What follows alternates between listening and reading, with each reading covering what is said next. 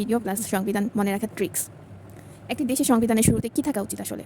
সে দেশের নাম থাকা উচিত এবং দেশটা কোথায় অবস্থিত আর কতটুকু সেইটুকু থাকা উচিত। তো আমাদের দেশের সংবিধানের অনুচ্ছেদ 1-এ প্রজাতন্ত্র আছে, এখানে কি দেশের নাম আছে, এবং অনুচ্ছেদ 2-এ প্রজাতন্ত্রের সীমানা আছে, এবং অনুচ্ছেদ 2-এর কতে কী আছে, রাষ্ট্রধর্ম আছে। তো রাষ্ট্রধর্মের সাথে সীমানার কী সম্পর্ক?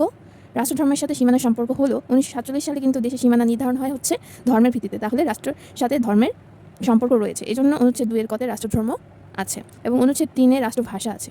তো অনুচ্ছেদ 3-এ রাষ্ট্রভাষা, এটা আমরা শহীদ মিনারের মাঝখানে যে 3টা স্তম্ভ তৈরি করা হয়েছে সেটি দিয়ে আমরা কিন্তু অনুচ্ছেদ 3-এ রাষ্ট্রধর্ম আছে এটা কিন্তু মনে রাখতে পারি। অনুচ্ছেদ 4-এ আছে জাতীয় সঙ্গীত, পতাকা ও প্রতীক। প্রতিটি অনুষ্ঠানে জাতীয় সঙ্গীত যখন বাজানো হয় তখন হচ্ছে সেখানে জাতীয় সঙ্গীতের 4 লাইন বাজানো লাগবে, এমন একটা নিয়ম আছে। তো সেই 4 লাইন জাতীয় সঙ্গীতের বাজানো লাগবে, সেখান থেকে আমরা মনে রাখতে পারি অনুচ্ছেদ 4-এ জাতীয় সঙ্গীত, পতাকা ও প্রতীক এর উল্লেখ রয়েছে।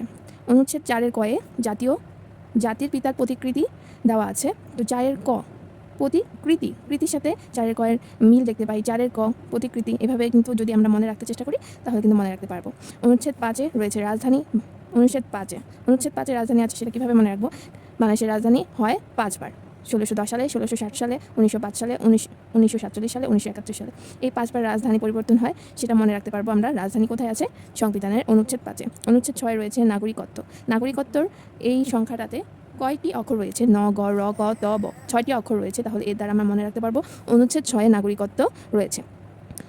অনুচ্ছেদ 7-এ রয়েছে সংবিধানের প্রাধান্য। ভিডিওটি ভালো লাগলে লাইক অ্যান্ড সাবস্ক্রাইব।